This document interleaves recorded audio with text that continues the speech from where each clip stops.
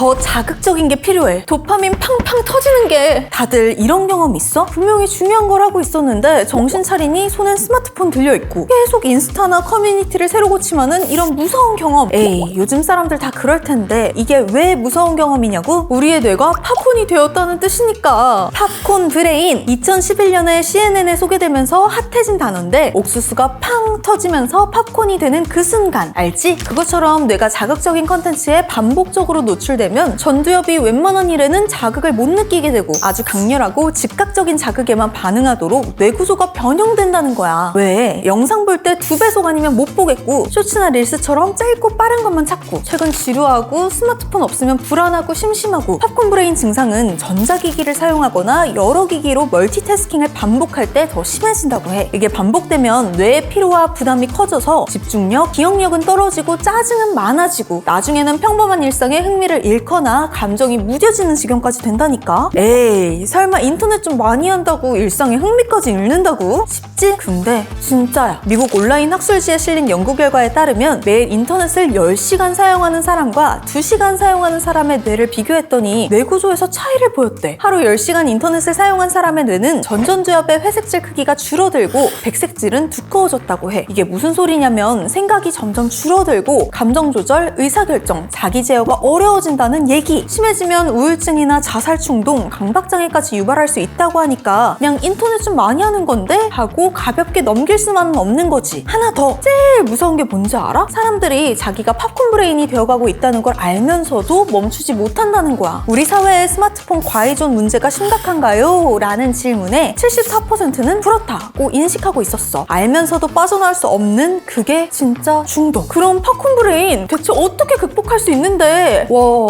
사실 해결법은 간단해. 자극에 노출되는 시간을 줄인다. 쉽지? 그치만 제일 어려운 거라는 거. 그래도 작은 거부터 하나씩 해보자. 먼저 내가 인터넷을 어디에 얼마나 쓰는지 제대로 파악하는 게 중요하겠지? 무작정 줄이세요 하면 당연히 못 줄이지. 스마트폰 설정에 가면 사용 시간을 보여주는 기능이 있거든? 여기서 하루 동안 어떤 앱에 얼마나 시간을 썼는지 볼 수 있어. 직접 데이터로 확인하면 어떤 게 문제인지 알 수 있으니까 해결도 조금은 더 쉽게 할 수 있지 않을까? 두 번째, 일상생활에서 틈틈이 컴퓨터나 스마트폰 사용 줄이기. 중요한 일을 할 때만이라도 잠깐 휴대폰을 뒤집어 둔다든가 인터넷에 접속 안 하는 시간을 정한다든가 하는 거지. 문자나 카톡 대신 전화하는 것도 좋은 방법이라고 해. 세 번째, 자극에 지친 뇌에 쉬는 시간 주기. 뇌가 건강해지려면 집중력을 발휘할 때 활동하는 뇌 부위와 편안하게 쉴 때 활동하는 뇌 부위가 균형을 이뤄야 된대. 그러니까 오랫동안 전자기기를 봤다면 최소 2분 동안 창밖을 바라보거나 눈을 감고 가만히 있는 거야. 자연이나 백색 소음 등 눈이 쉴 수 있는 영상을 보는 것도 뇌 균형을 이루는 데 도움이 된다니까 틈틈이 해보자. 그럼 주식 커플 오늘은 여기서 끝! 자, 이제 다 같이 눈을 감아봅니다.